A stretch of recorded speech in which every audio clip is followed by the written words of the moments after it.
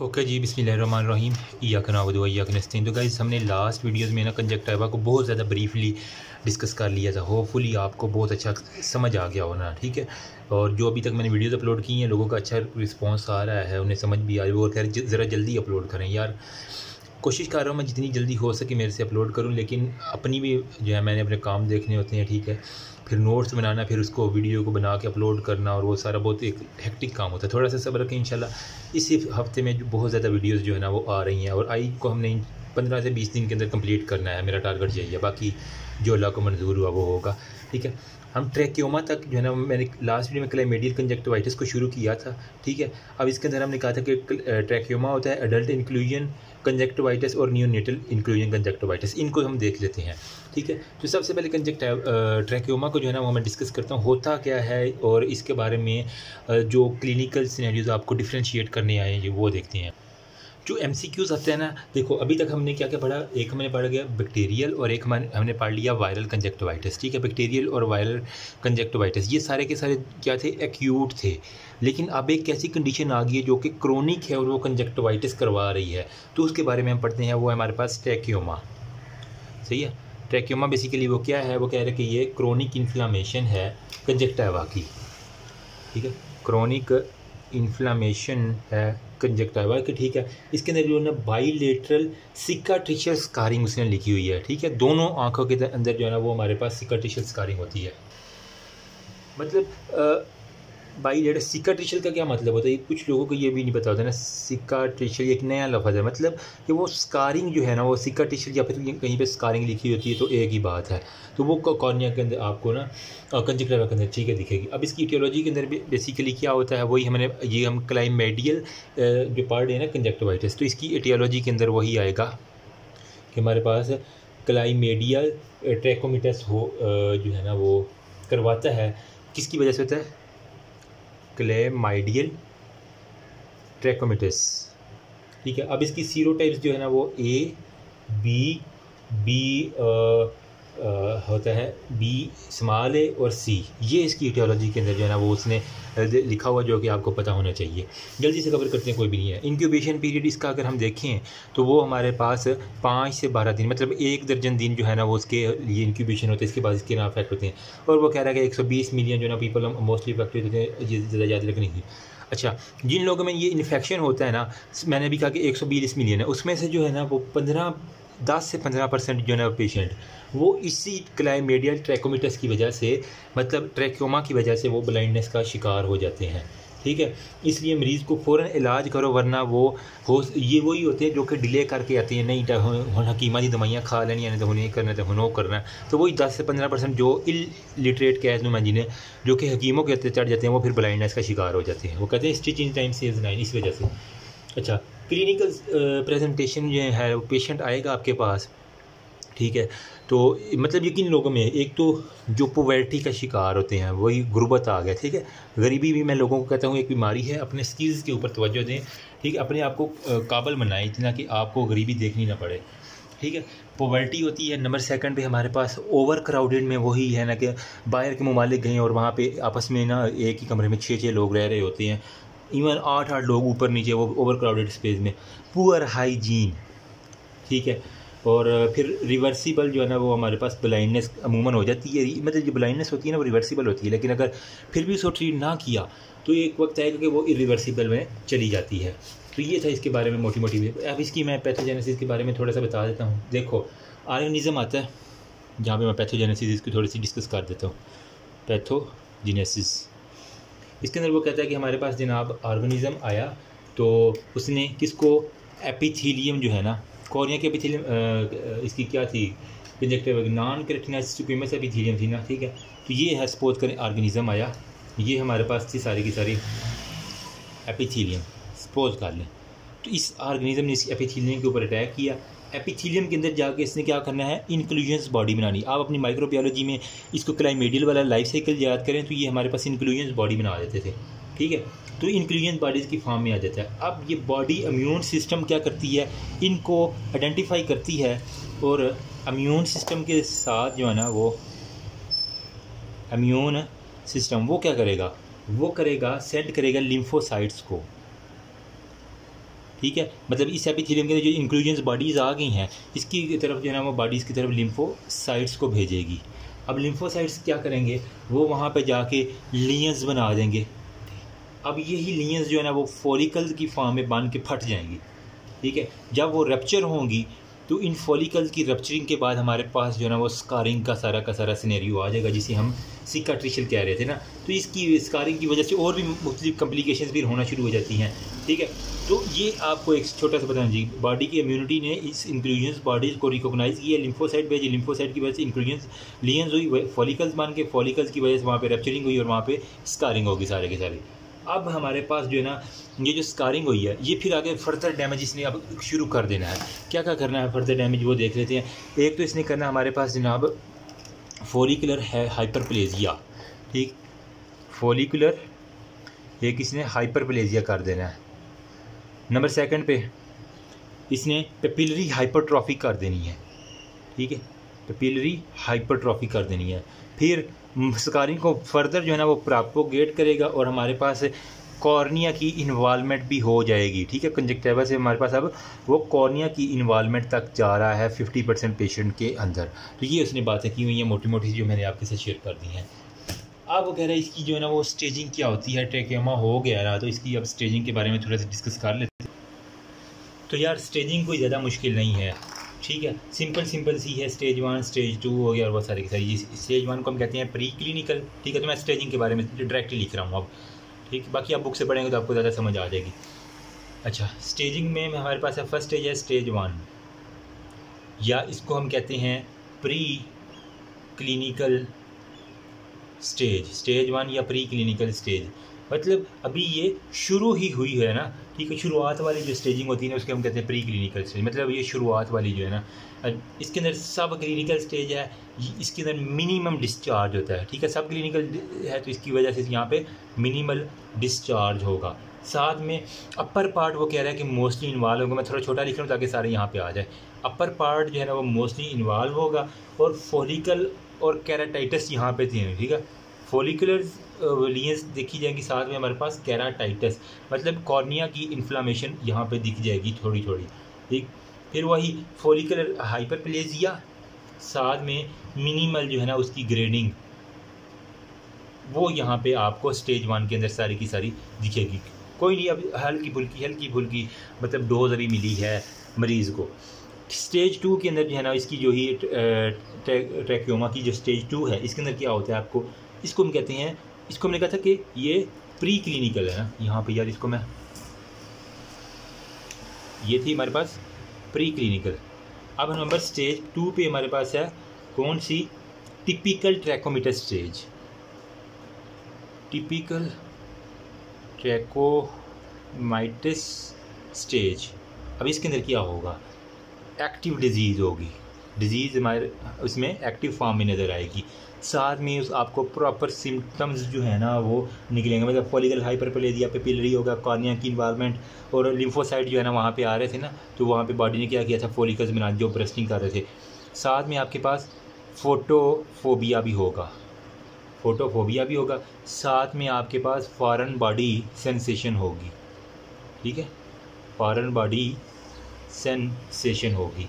तो ये 4-5 चीज़ें जो है ना वो हमारे पास टिपिकल ट्रैकोमिटस स्टेज यानी स्टेज 2 की हमने सारी की सारी ये बात कर ली।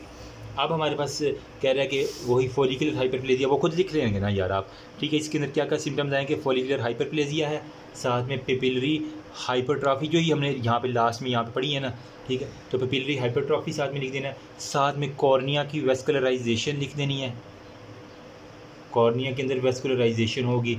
साथ में लिम्फाइड वहाँ पे जो है ना इन्फिल्ट्रेशन आपको दिखेगी, लिम्फाइड इन्फिल्ट्रेशन आपको दिख जाएगी। साथ में क्योंकि कॉर्निया इन्वॉल्व हो रहा है तो वेस्कुलराइजेशन के साथ कॉर्नियल अल्सरेशन भी आपको दिख जाएगी। तो इसको हम इसलिए कह रहे हैं कि ये हमारे पास क्या है, एक्टिव डिजीज़ स्टेज है, एक्टिव डिजीज़ स्टेज है जो स्टेज 2 होगी। फिर वो कह रहा है हमारे पास स्टेज 3 है और फिर स्टेज 4 है। तो स्टेज 3 के अंदर क्या होगा, यहाँ पे मैं डिस्कस करके यहाँ पे आपको ख़त्म करता हूँ बस इसको। देखो स्टेज जो 3 है ना, ये हमारे पास होती है रीजनरेशन स्टेज, रीजनरेशन स्टेज मतलब अब जो डैमेज हुआ है ना वहाँ पे कुछ ना कुछ रीजनरेशन होती है। इसकी वजह से हमारे पास क्या होगा, रीजनरेशन की वजह से हमारे पास स्कारिंग आपको दिखेगी स्टेज 3 के अंदर, ठीक है। प्लस में वाइटिश मटेरियल आपको जो है ना वो दिख जाएगा। बस ये 2 बातें जो है ना वो आप लिख देंगे तो स्टेज 3 आपकी कंप्लीट है। स्टेज 4 के बाद उसने सारा अपना काम टपा टप कर लिया तो अब उससे रेस्ट का टाइम है। तो स्टेज 4 हमारे पास क्या होगा, इनएक्टिव स्टेज होगी, इनएक्टिव स्टेज होगी। यहाँ पे आपको ऐसा कोई भी साइन और सिम्टम्स नहीं मिलेंगे। फिर कॉम्प्लिकेशन क्या, अगर फॉलिकल यहाँ पे अगर आपको फिर भी नज़र आ जाए ना, फॉलिकल अगर ख़त्म नहीं हुई तो वही फॉलिकल्स जो है ना वो एट दी एंड जाके ओपेसिटीज़ बन जाती हैं, ठीक है, वाइटिश सी ओपेसिटी बन जाती है, जिसकी वजह से आपका विजुअल फील्ड और विजुअल पावर, ठीक है, एक विजुअल फील्ड हो गया और एक हमारे पास विजुअल पावर, ये कम हो जाएगी, जो कि हमारे पास किसको लीड करेगी, ट्रैकियोमा को। मतलब वहाँ पे क्रोनिक इन्फ्लामेशन और स्कारिंग हो जाएगी, जिसे हम ट्रैकियोमा कह रहे थे, ठीक है। तो ये 4 स्टेजेस आपको फिंगर टिप्स के ऊपर आनी चाहिए। अब यहाँ पे जो है ना वो ये थे इसकी स्टेजिंग। अब हमारे पास आती है ग्रेडिंग। हमने इसको ये थे इसकी स्टेज किस तरह बीमारी स्प्रेड करती है। अब ग्रेड है उसकी स्प्रेडिंग की जो है ना वो किस किस ग्रेड के ऊपर वो स्प्रेड करती है, वो मैं कहाँ पे लिखूँ, चलें यहाँ पे मैं देखता हूँ जगह पे, ये इस वाइट बोर्ड पे आ जाते हैं। स्टेजिंग हमने कर ली। अब ग्रेडिंग का हमारी दफ़ा मुझे पता है कि ये आई थिंक स्टैंड अप के अंदर जो है ना वो हमारा ग्रेडिंग का क्वेश्चन आता है। ट्रैकोमा की जो है ना वो ग्रेडिंग कितनी टाइप्स की होती हैं, तो टोटल 5 जो है ना वो हमारे पास ग्रेडिंग होती हैं ट्रैकोमा की, 1, 2, 3, 4 और 5। तो इसके लिए एक निमोनिक है फिस्टो, FISTO। मैंने बड़ी कोशिश की बगैर निमोनिक के, लेकिन मुझे तो याद नहीं हुआ, लेकिन ये फिर ये निमोनिक मैंने देखा फिस्टो के नाम से था, ठीक है। तो शुरू में सब में आपने लिखना है ट्रैकियोमा ट्रैकियोमा ट्रैकियोमा ट्रैकियोमा यहाँ पे ट्रैकियोमा लिखने की ज़रूरत नहीं है, ठीक है। तो यहाँ पे क्या करना है, फिस्टो FIST और यहाँ पे एंड पे O आएगा, ठीक है। Trachoma follicle, sorry for the background noise यार, ये मैं अभी, अच्छा ये ट्रैकियोमा, ओके जी, मैंने अभी वो विंडो बंद कर दी है। अच्छा, ट्रैकियोमा F से हमारे पास फॉलिकल है, तो ट्रैकोमिएटस फॉलिकल जो है ना ये इसकी ग्रेड 1 है, ठीक है। फिर ट्रैकोमिएटस I से क्या है, इन्फ्लामेशन, ये स्टेज हमारे पास 2 है, ग्रेड 2 है। फिर ट्रैकोमिटस, ये T वाला ट्रैकोमिटस को ज़ाहिर करता है। ट्रैकोमिटस S से हमारे पास स्कारिंग आ जाएगी। फिर वही ट्रैकोमिटस, स्पेलिंग आप खुद देख लेना, ठीक है। T से हमारे पास क्या आएगा, ट्रिकिएसिस, जिसके अंदर हमारे पास वो आईलेड के जो है ना वो आपकी जो पलकें हैं वो आई ग्लोब की तरफ जाके इरिटेट करते हैं। ये हमारे पास होगी ग्रेड 4, ये हमारे पास ग्रेड 3 होगी। और ये फिस्टो का O जो है ना ये ओपेसिटी को ज़ाहिर करता है, लेकिन हमारे पास क्या था, कॉर्निया इन्वॉल्वमेंट था, तो हमारे पास आगे कॉर्नियल ओपेसिटी, तो कॉर्नियल ओपेसिटीज़। तो ये आपकी ग्रेडिंग अल्हम्दुलिल्लाह कंप्लीट हो गया। होपफुली अब आपको सारी उम्र ये नहीं भूलेंगी, ठीक है। तो ये थी सारी की सारी इसकी जो ग्रेडिंग और हमारे पास स्टेजिंग। अगर किसी को नहीं समझ आए तो वो फिर भी पूछ सकता है व्हाट्सएप के ऊपर या कमेंट सेक्शन के ऊपर। तो जिसने स्क्रीनशॉट लेना है ना यार यहाँ से ले लो जल्दी से, बस इसको मैं ना क्लोज़ करके ना आपको फर्दर कॉम्प्लिकेशन करवा के इसको ख़त्म करते हैं अभी इंशाल्लाह। ये अब ठीक है,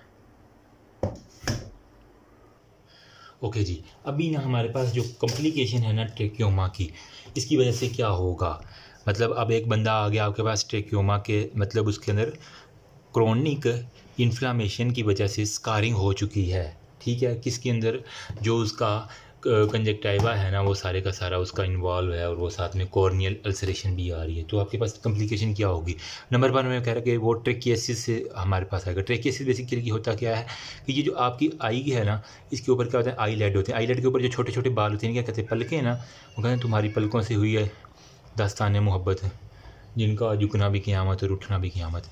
अमूमन ये नीचे वाली पलकें नीचे की तरफ होती हैं और ऊपर वाली पलकें जो है ना नॉर्मली ऊपर की तरफ होती है ताकि ये आई ग्लोब को ना करे। ट्रेकियसिस में क्या होता है, ये उल्टा आ जाता है, ऊपर वाली नीचे आनी शुरू हो जाती है, नीचे वाली ऊपर, जिसकी वजह से ये आई बाल को इरिटेट करती है, इसे हम कहते हैं ट्रेकियसिस। तो ये एक हो सकता है। साथ में हो सकता है डिस्ट्रेकियसिस भी, ये भी इससे मिलता जुलता है। फिर एंट्रोपियन, हम आगे स्ट्रैबिस्मस का चैप्टर पढ़ेंगे, उसके अंदर रहता है एंट्रोपियन, मतलब उसकी आँख जो है ना वो ये नॉर्मल है ना, ये नाक है, तो एंट्रोपियन मतलब अंदर की तरफ मुड़ी हुई आपको नज़र आएगी, ठीक है।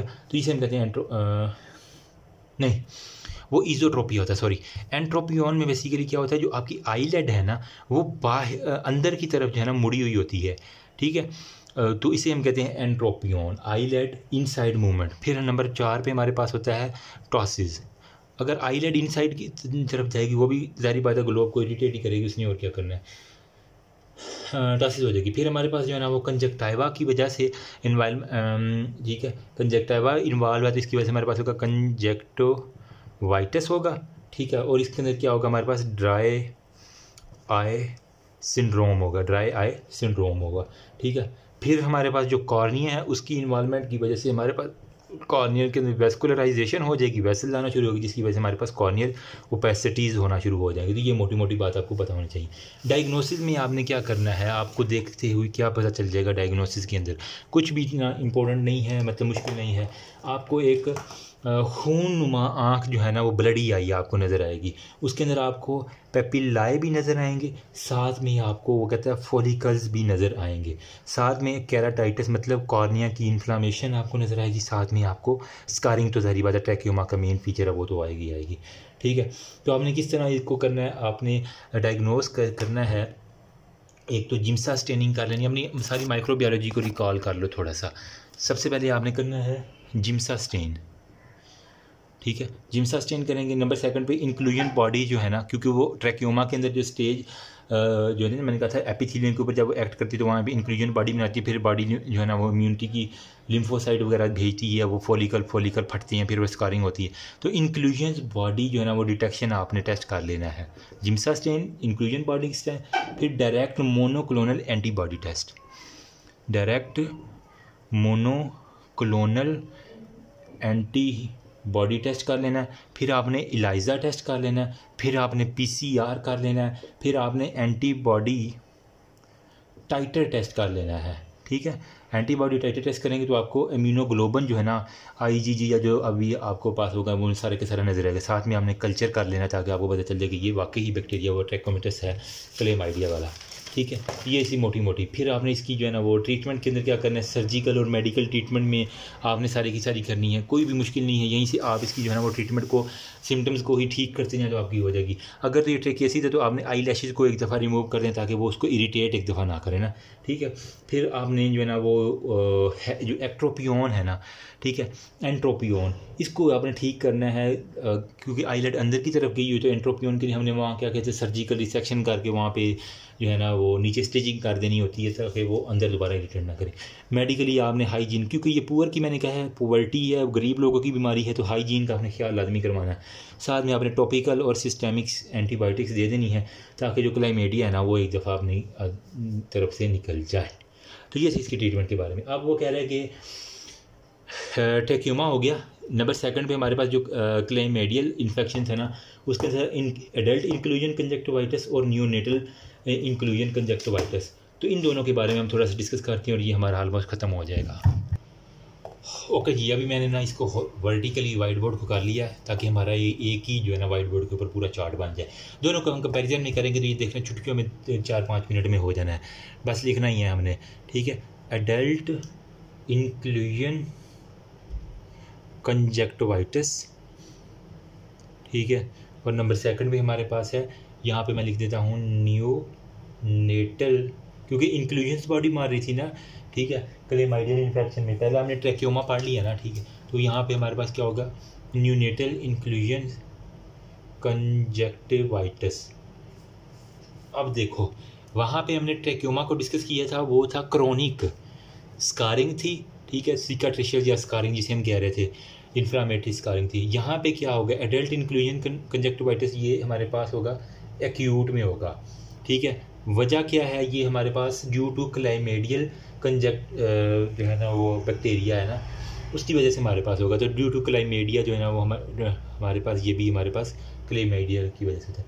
यहाँ पे सीरोटाइप क्या होती है, डी से के वाली सीरोटाइप आपने लिखनी है यहाँ पे, डी के, डिक, डक, डक, डिक, डुक, जो भी डकी बाई, जो भी लिख लेना आप, ठीक है।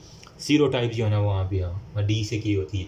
कौन कौन सी होती है, डी, ई, एफ, जी, एच, आई, जे और के, ये वाली सीरोटाइप जो है ना आपके पास एडल्ट इंक्लूजन कंजक्टिवाइटिस के अंदर होंगी, ठीक है। और ये सारी की सारी ना देखो, जो डकी भाई जो है ना वो उसके ब्लॉग देखते हैं ना आप लोग, मैं फ्री टाइम में कभी कभार देख लिया करता हूँ, तो उसके अंदर वो बड़ी ना गंदी बातें भी करता है। पहले अगर आप ब्लॉग देखें, अब तो चलो उसकी वाइफ हो गई है ना, एनीवे फिर भी तो इसको वहीं यहीं से याद रख लो कि डी के है ना हमारे पास, ये सारी की सारी सेक्सुअली ट्रांसमिटेड जो है ना ये सीरोटाइप्स हैं। तो अब जहाँ भी आपको किसी भी एग्ज़ाम के अंदर डी से के तक कोई भी सीरोटाइप नज़र आए ना, तो आपने उसको सेक्सुअली ट्रांसमिटेड के साथ हमेशा कोरिलेट करके देख लेना, तो आपको डायग्नोसिस पता जाए। वो लोग जो सेक्सुअली एक्टिव होते हैं ना और टपा टप बस शुरू होते हैं, फिर हमारे पास जो है ना वो कॉस्मेटिक यूजेज के अंदर भी जो है ना, ठीक है, या फिर वो जो स्विमिंग पूल के अंदर, अब किसी को ये है ना उसने जो स्विमिंग पूल में जाकर नहा लिया, तो वहीं पे जनाब एक नॉर्मल बंदा भी जाकर तो स्विमिंग पूल से भी है ना हमारे पास ट्रांसफ़र होता है। इसलिए कहता है कि जो साफ़ स्विमिंग पूल है हमेशा वहाँ पे नहाना चाहिए, ठीक है, गंदे में ना नहा लेना कहीं भी जाके, ठीक। तो ये था हमारे पास। जबकि न्यूनेटल के बारे में मैं बता दूँ साथ साथ, ताकि हमारा टेबल चल जाए, तो न्यूनेटल के अंदर वगैरह के हमारे पास न्यूनेटल मतलब चाइल्ड के अंदर होता है, जो कि फर्स्ट वीक अपने ट्राइमेस्टर के अंदर, ठीक है, उसके अंदर क्या होता है हमारे पास, मतलब फर्स्ट वीक के अंदर टील जो है ना वो टेयर प्रोडक्शन, ये हमारे पास इंक्लूजन बॉडी जो है ना वो टील टेयर प्रोडक्शन, यहाँ पे इटियोलॉजी यहाँ भी वही है, डी से के सीरोटाइप होती है। अगर माँ को है या नहीं, हो सकता है कभी कभार ना माँ को नहीं भी होता है ना, ठीक है, तो ये आपने हमेशा फिर बच्चे को प्रोफाइलैक्टिकली जो है ना क्या करना है, वो कहता है आपने केमिकल जो है ना वो बच्चे को लाजमी दे देने हैं आई में, जिसमें सिल्वर नाइट्रेट आ जाता है अलॉन्ग विद एंटीबायोटिक्स, ठीक है। ये दो चीज़ें तो आपने ना प्रोफाइलैक्टिकली हमेशा साथ में लगा देनी है बच्चे को, ताकि वो ना, अगर इन्फेक्शन माँ को है या नहीं, लेकिन फिर आपने बच्चों को प्रोटेक्ट हमेशा करना है, ठीक है। तो इसने कुछ कहा कि जो गोनोकोकल इन्फेक्शन है ना वो हमारे पास फर्स्ट वीक के अंदर जो है ना वो अपना काम करना शुरू कर देते हैं। जो स्ट्रेप्टोकोकस वाले हैं वो हमारे पास फर्स्ट वीक में, जो हर्पीज़ वाले हैं उसको 1 से 2 हफ्ते लग जाते हैं, ठीक है। और जो हमारे पास क्लेमाइडिया वाले हैं ना वो अपना 1 से 3 वीक्स जो है ना वो लेते हैं सारे का सारा, ठीक है। फ्राम मदर, ये मोस्टली जो है ना वो कह रहा है कि मदर से जो है ना वो ट्रांसफ़र होता है। अब जो लड़कियां कल को माएँ बनेंगी ना उनके लिए बड़ी इंपॉर्टेंट बात है, फ्राम मदर। देखो आपकी सेहत जो है ना वो आपके बच्चे की सेहत के साथ कोरिलेट है। अगर आप साफ़ सुथरी हैं तो आपका बच्चा भी बीमारियों से बचेगा, लेकिन अगर आप खुद ही गंदी हैं, हर वक्त वो मसलियों वाला हाल बनाया होगा, तो बच्चा बेचारा फिर वही अडॉप्ट करेगा ना, ठीक है। तो जो मदर अनहाइजेनिक जो है ना वो कंडीशंस के अंदर रहती हैं, उनके बच्चों को हमेशा न्यूनेटल इंक्लूजन कंजक्टिवाइटिस होता है, ठीक है। तो वहाँ से क्या होगा, गोनोकोकल इन्फेक्शन होगा, ठीक है, बैक्टीरियल भी हो सकते हैं, फिर वायरल तो साथ में वो हंस के आएंगे ना। तो इसका इलाज किस तरह करना है, क्योंकि बैक्टीरियल है तो फिर हमारे पास क्या होगा, आपने एंटीबायोटिक्स इसके अंदर मोस्टली जो है ना वो टेट्रासाइक्लिन जो है ना वो देनी होती है, ठीक है। तो टेट्रासाइक्लिन माँ को जो है ना वो टाइम से आपने ठीक करना होता है, ताकि बच्चों के अंदर ट्रांसफ़र ना हो, क्योंकि ये बच्चे के अंदर टेट्रासाइक्लिन टीथ की जो है ना वो डिस्कलरेशन भी कर रही होती है, आपने फार्मा के अंदर शायद पढ़ा हो, ठीक है। कॉम्प्लिकेशन इसकी क्या क्या हो सकती हैं अगर इसको हम ट्रीट ना करें न्यूनेटल कंजक्टिवाइटिस को, तो ये हमारे पास कह रहा है कि केराटाइटिस करवा सकता है, वही सेम जो आई के अल्सरेशन करवा सकता है, ओपेसिटीज़ करवा सकता है, या फिर कॉर्नियल की स्कारिंग करवा सकता है। तो ये 4-5 चीज़ें आपको पता होनी चाहिए, ठीक। अब हम आ जाते हैं जो अडल्ट था ना इंक्लूजन कंजक्टिवाइटिस, इसकी जो चीज़ें रह गई हैं वो हम यहीं पे डिस्कस कर लेते हैं। वो कह रहा है कि इसकी अडल्ट इंक्लूजन कंजक्टिवाइटिस की जो क्लिनिकली है ना, आपको एक्यूट म्यूकोपुरुलेंट डिस्चार्ज मिलेगा, एक्यूट म्यूकोपुरुलेंट जो है ना वो डिस्चार्ज हमारे पास मिल जाएगा, ठीक है। इसको लिखते हैं AMPDB लिखते हैं, एक्यूट म्यूकोपुरुलेंट डिस्चार्ज। अब यहाँ पे क्या होगा, पेशेंट कहेगा डॉक्टर साहब मुझे ना फॉरेन बॉडी सेंसेशन, मतलब मेरी आँख में जो कोई चीज़ चली गई है वो यूँ मुझे महसूस होता रहता है, इरिटेशन होती है, डिस्कम्फर्ट जो है ना वो उसको हमेशा आएगा। साइन एंड सिम्टम्स के बारे में थोड़ी सी बात करके इसको मुकाते हैं। वो कह रहा है कि साइन एंड सिम्टम में आप एक तो हाइप्रीमिक नज़र आएगी, ठीक है, आई के अंदर हाइप्रीमिया होगा, साथ में म्यूकोप्रूलेंट डिस्चार्ज हमेशा लिखना है आपने। फिर जिस तरह बैक्टीरिया वाले में था ना, सेम इसी तरह यहाँ पे आपने फॉलिकल्स जो है ना आपको दिखेंगे, ठीक है। फॉलिकल्स जो है ना वो सीन करेंगे। वहाँ पे अगर पेपिलाई बन रहे थे तो यहाँ पे आपको फॉलिकल्स जो है ना वो दिखेंगे। साथ में वो कह रहे हैं सुपरफिशियल हमारे पास केराटाइटिस भी होगा, ठीक है। साथ में लिम्फ जो है ना वो एडिनोपैथी भी हो जाएगी। तो हमारे पास ये होगा, ठीक है। तो ड्रग ऑफ चॉइस के लिए आपने क्या देनी है, तो क्योंकि ये अब एडल्ट है तो इसके लिए हमने क्या करना है, एजिथ्रोमाइसिन जो है ना वो आप इसको लगाएंगे, या फिर 7 डेज़ के लिए जो है ना वो एरिथ्रोमाइसिन ई वाला एरिथ्रोमाइसिन, या फिर हमारे पास डॉक्सीसाइक्लिन, ठीक है। डॉक्सीसाइक्लिन जो कि 2 बीडी के अंदर आप इसको अमूमन देते हैं 7 दिनों के लिए, तो पेशेंट जो है ना अमूमन ठीक हो ही जाते हैं। तो ये थी इंपॉर्टेंट सी बात इसके बारे में। अब लास्ट पे जो है ना वो रह गया हमारे पास एलर्जिक कंजक्टिवाइटिस। आज का जो मेरा फिर वो टारगेट इंशाल्लाह पूरा हो जाएगा। बाकी फिर यार नेक्स्ट करेंगे, क्योंकि अभी मैं बहुत ज़्यादा थका हूँ, वापस आया, मैंने कहा चलिए यार जो कंजक्टिवा वाला रहता है इसको कवर करने की कोशिश करते हैं। तो इसको थोड़ा सा रोटेट करता हूँ मैं। ओके जी, अब हमारे पास है एलर्जिक कंजक्टिवाइटिस। ये क्या होता है, मतलब कोई भी एलर्जन आ गया है ना, ठीक है, तो इसकी वजह से जो हमारे पास कंजक्टिवा होगा, इन्फ्लामेशन ऑफ कंजक्टिवा, ठीक है, इसकी वजह से हमारे पास क्या होगा, हाइपरीमिया हो जाएगा, ठीक है। अब वो कहता है कि डॉक्टर साहब मैं किसी बाग में जाता हूँ ना, ठीक है, साढ़े तो बाग ने मुरब्बे के मुरब्बे, तो उत्थे जाके मेरी अख जड़ी ना वो रेड हो जाती थी। तो आपको समझ जाना चाहिए कि ये हमारे पास कंजक्टिवा अमूमन, या फिर वो घर में कोई सब्ज़ी काट रहा हो, औरतें आती हैं वो करेले काटती हैं, तो इसकी वजह से जो एलर्जन जो है ना वो उसकी आंखों में चला, या प्याज काटने की वजह से मोस्टली जो है ना वो चला जाता है। तो ये भी एक ना बड़ी मेजर काज करती है, ठीक है। अब यहाँ पे जो है ना वो टाइप्स क्या क्या है एलर्जिक कंजक्टिवाइटिस की, तो टाइप्स देखना ज़रूरी है। इसके अंदर एक हमारे पास है acute allergic conjunctivitis, acute allergic conjunctivitis. फिर हमारे पास होता है सीजनल, ठीक है। फिर हमारे पास होता है स्प्रिंग। फिर हमारे पास होता है एटोपिक, और लास्ट में हमारे पास होता है पेटेंकुलर या नोड्यूलर जिसे हम कहते हैं ना, वो हमारे पास होता है। तो हमारे पास है स्पेलिंग इसके हैं PHLYCTENU, पेटेंकुलर, ठीक है, पेटेंकुलर केराटोकंजक्टिवाइटिस। तो इसके अंदर ये जो है ना वो आपको 4 चीज़ें पता होनी चाहिए। तो अब इसके अंदर जो मोस्टली जो है ना वो स्प्रिंग के बारे में अमूमन होता है, या इसके लिए लिखा जाता है वर्नियर केराटोकंजक्टिवाइटिस, ठीक है। तो इसके अंदर जो मीन होती है ना, सबसे इंपॉर्टेंट यही है, ऑस्पी के अंदर भी यही आता है। एक होती है डायग्राम, उसके अंदर आपको ना जिस तरह कोबल स्टोन होती है ना, ठीक है, बिल्कुल वैसी ही आपको शेप दिखाई देती है। कहते हैं कि ये क्या, तो ये वर्नियल कंजक्टिवाइटिस। इसके लिए मैंने हमेशा MCQ आता है कोबल स्टोन कंजक्टिवाइटिस के अंदर जो है ना वो वर्नियल कंजक्टिवाइटिस। पेटेंकुलर मतलब, या इसका दूसरा नाम होता है नोड्यूलर, जो है ना वो हमारे पास कंजक्टिवाइटिस भी आ जाता है, ठीक है। तो अभी तक हमने क्या किया, बैक्टीरियल की, फिर वायरल किया, फिर क्लेमाइडियल किया, और अब एलर्जी की। बैक्टीरिया की हमने 3 टाइप पढ़ी, वायरल की 3 टाइप पढ़ी, ठीक है, क्लेमाइडिया की 3 टाइप्स पढ़ी, ठीक है, और एलर्जी की हमने 5 टाइप हमने डिस्कस कर ली हैं, ठीक है। तो हमारे पास अब